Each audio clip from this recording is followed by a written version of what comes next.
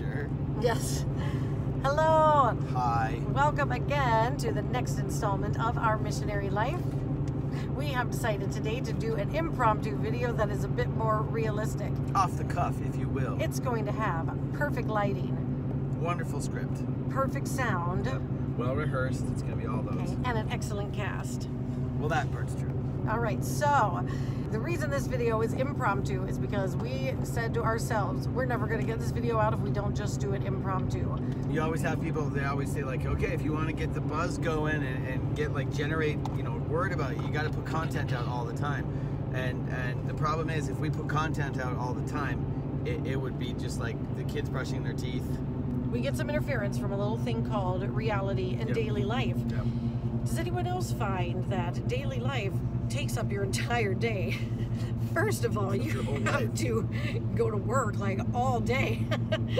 Then you got to get home and try to get your laundry piles a little lower. I have to wash that one fork that we all share. Get your house below the level of squalor for the day.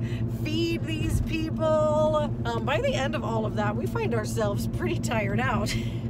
And we lay there in those few moments after the kids have fallen asleep and before we fall asleep. After I wash the fork. Yes, thinking about the awesome content that we could get out there and do, and then we fall asleep. Yep. We love making these videos and we love doing the fun ones. But the last time I put out a nice, like, well-rehearsed video when we were sitting there in the quiet, it was because I had 10 entire days off due to COVID. So it usually takes that much time to get around to a like, well-rehearsed video. If we manage to get COVID again, we can do a really well-rehearsed video. Yeah. Our updates today are to share in reality and daily life with you. Our update is the first thing we're working on, and then a little prayer request and what's coming up during Lent. So as we said, we just wanted to share different parts of the journey with you as we're going so you can kind of see how things unfold. The thing I'm currently working on is trying to outline our financial needs just so we can have a nice clear picture for donors. And at times people are like, oh, I'm really interested in helping cover that one thing for you or help make this possible for you. And I came across these amazing infographic templates. So that is my next little goal to do in those like sweet little moments I have.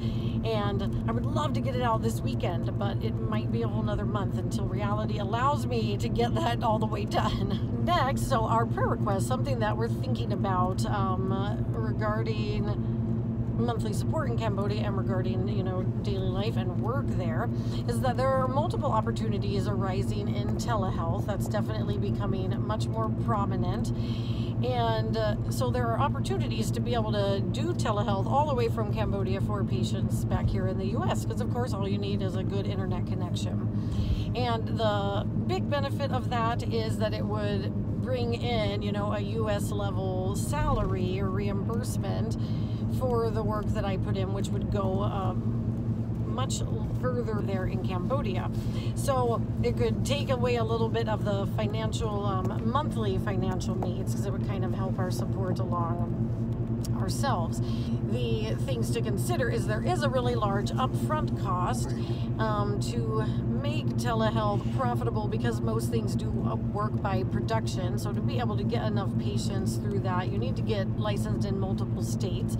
There is a little system in place where about 30 states participate, and you can get licensed in all 30, but you do have to pay for the license in every single state. The total process adds up to about $12,000. So that is a really big upfront cost to consider. And then secondly, just that, I think the biggest prayer is that we want to make sure that anything I do for work from the U.S. is just an asset to what the Lord's calling us to in Cambodia and not a hindrance to it. I definitely couldn't work full-time. Any other doctors listening out there, you understand that like full-time work as a doctor is definitely beyond 40 hours per week. And so if I went there and just did full-time U.S. work, I wouldn't have time to learn the language and wouldn't have time to start getting into the clinics in Cambodia.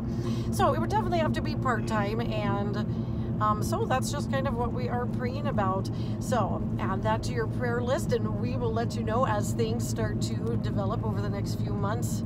Fun little tidbit about clinics in Cambodia. We did get in touch with a priest from Korea who's currently in Cambodia and is the administrator at a clinic.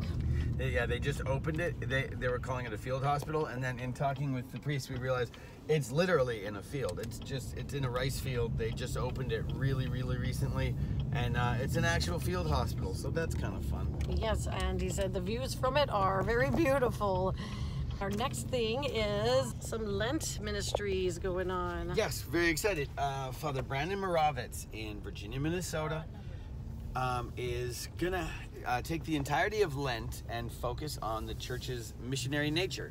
So the fact that everybody as a Christian has a missionary mandate. And so through the entirety of Lent, every day, Monday through Friday, we're gonna have daily video updates, little like 2 to 3 minute things based on the day's readings, but all with a mind toward missionary work. And I get to speak a few times during that and lead a retreat at the very beginning. And so, it's really exciting because we get to encourage other people in their call to be missionaries, but then also it will be used as a fundraiser as well, and that's exciting because we only have a couple of those between now and we're supposed to fly away. We only have a couple of fundraisers, so that's exciting as well. All right, well, thank you for joining us. Don't forget to like and subscribe. Smash that like button. I hate that phrase.